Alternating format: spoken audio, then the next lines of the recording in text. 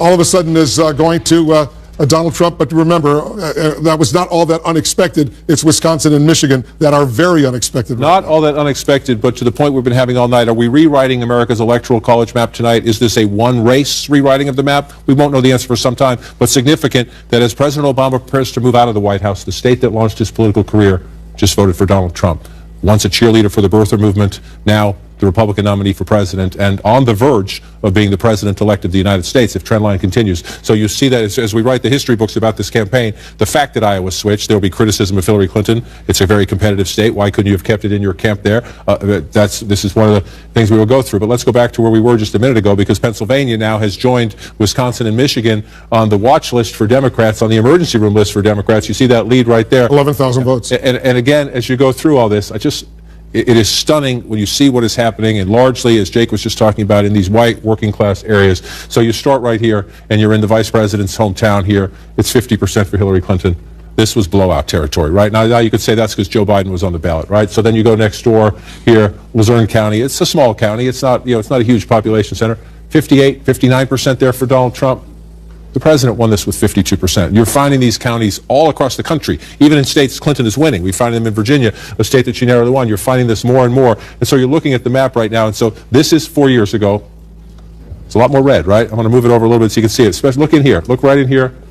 You've just got some blue here. You've got red tonight. And it's not just the red. When you look at this here, just coming to Reading, 53-42, 50-49. And so you have Trump is overperforming Romney, Clinton underperforming President Obama in a lot of these places that you would associate with blue-collar, white working-class voters. We're not done here. When you come back to 2016, we're not done. And so there's still a chance for Clinton to come back here. But the fact, again, Pennsylvania, one of the solid states in that blue wall, the states Democrats have won in every presidential election since 1992, 242 electoral votes. This is one of them.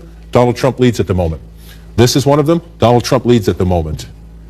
This is one of them. Donald Trump leads at the moment. And so Democrats are having a conversation. The Democrats have been celebrating for years, since all during the Obama presidency, their ability to win in these Sunbelt states, to change states like Nevada, to change states like Colorado, to change states like Virginia. They've been celebrating that for 8 years.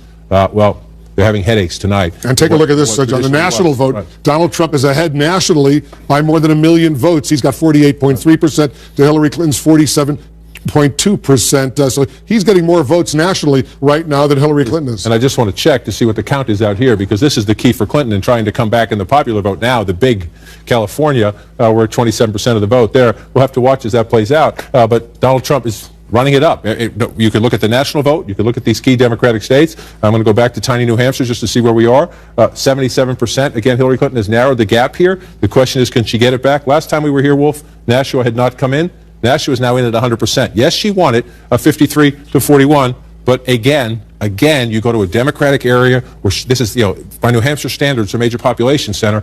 She needs to run it up. Let's take a look at New Hampshire. Let's screen it right now. See where the outstanding vote remains, because right now Trump is ahead, by about 5,000 votes. He's ahead by about 5,000 votes. So let's go back. Let's just stop at 75. Stopped at 76%. So you're looking at what's left. Not much. Not much. You have some of these counties up here. We don't have any votes at all in some of these counties. So that potentially there are a lot of smaller towns. You don't call them counties in New Hampshire by mistake. We're going through the counties. I should know that. I'm a neighbor from Boston. But you call all these towns as you go through. And so this one out here is Republican at 33%. So it's a slower count. If we come back to the full map, you can see it. So we have a ways to go. But again, remarkably competitive. You see a lot of the gray. We're still waiting for a lot of votes up in these places. We have nothing at all in some of these places here as we come through. Bring it back out. Let's shrink it.